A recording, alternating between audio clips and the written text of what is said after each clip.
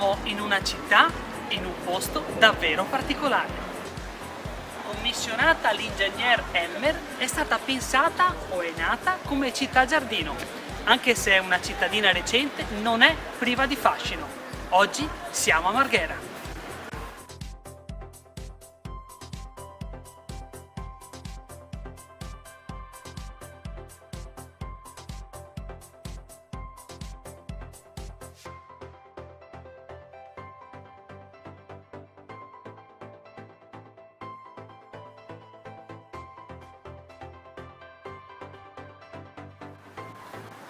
La città, che ora si chiama Marghera, prendeva anticamente il nome di Bottenigli.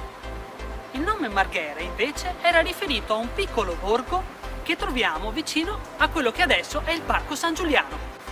Questo borgo venne poi abbattuto dagli austriaci nel 1800 e lo abbatterono per far spazio a strutture militari, come ad esempio il Forte Marghera, che prende proprio il nome in ricordo di quel paesino. Ispirato poi a questa vicenda, il nome Marghera venne trasferito nella cittadina odierna.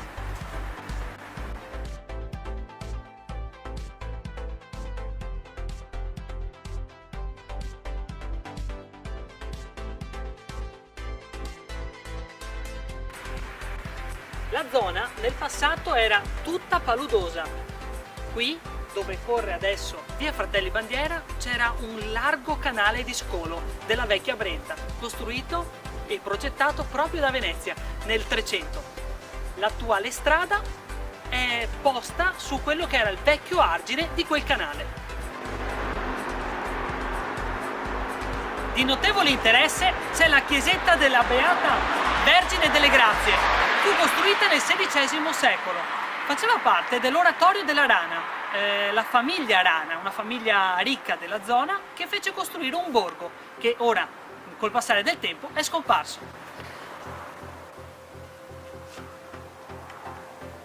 La città era stata pensata per accogliere i lavoratori del nascente polo industriale. Doveva essere l'unione fra natura, bellezza e salute. Il piano regolatore della città di Marghera era rigidissimo e prevedeva norme molto severe in termini di costruzione e in termini di abbellimento dal punto di vista della vegetazione, dei parchi, delle vie alberate. Questo piano regolatore purtroppo al momento non è più in vigore. Una delle parti più vecchie di Marghera è adiacente alla chiesa di Sant'Antonio, l'edificio religioso più importante della città. È del 1930.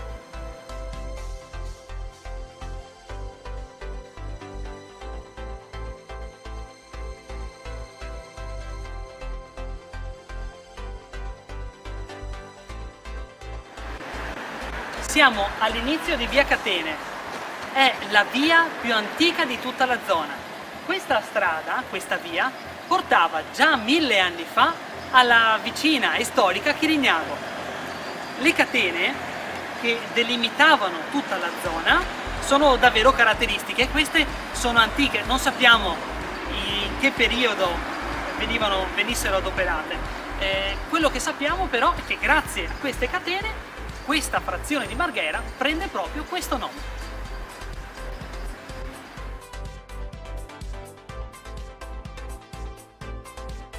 I primi cenni storici di Catene li abbiamo nel 997 d.C., anche se sembra che solo dal 1400 questa zona venne effettivamente popolata. Sembra che dalla vicina Chirignago fino alla parte sud meridionale di Marghera, cioè Caimigliani, ci fosse un enorme bosco umido.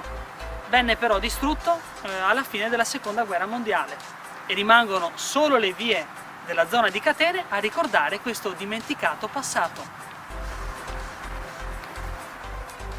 Marghera non è e non è stata soltanto una città industriale, è stata lo specchio perfetto di un'Italia che cambiava. Il nostro viaggio per oggi termina qui. Grazie per averci seguito, a presto!